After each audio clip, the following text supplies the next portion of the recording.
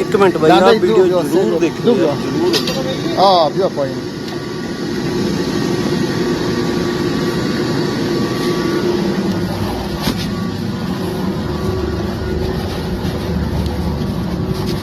این چهار تمام از این نایسیمانی ها گذاشتیم که برای شولات واریزی دیگه بعضی مشکلات هایی که بچه ها مثلا وارد میشه اینا باعث میشه که دیگه این مشکلات ها پیش نیاد.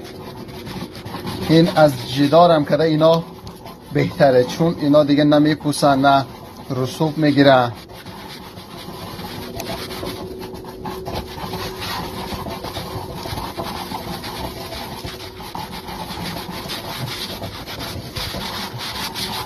تمام این 185 متر همش نای داره، هیچ جای باز نداره که باعث وارزی شود.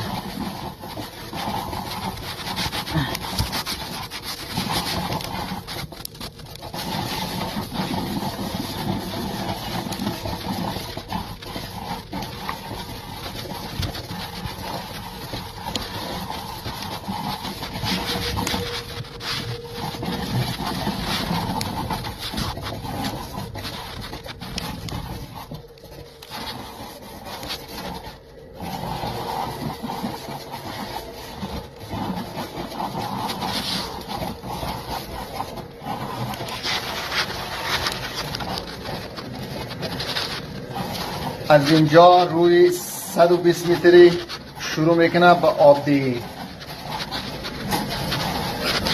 همینطور که رگای آب که مثلا هر 2 متر 3 متر به هر رگ آبی که میخوره کم کم تا روی 185 متری دیگه روزانه آب دیگی داره. تا روی 180 متریش یه رگ آب خیلی قوی خوبی داره که دیگه لوله‌شان دیگه پر شده الان.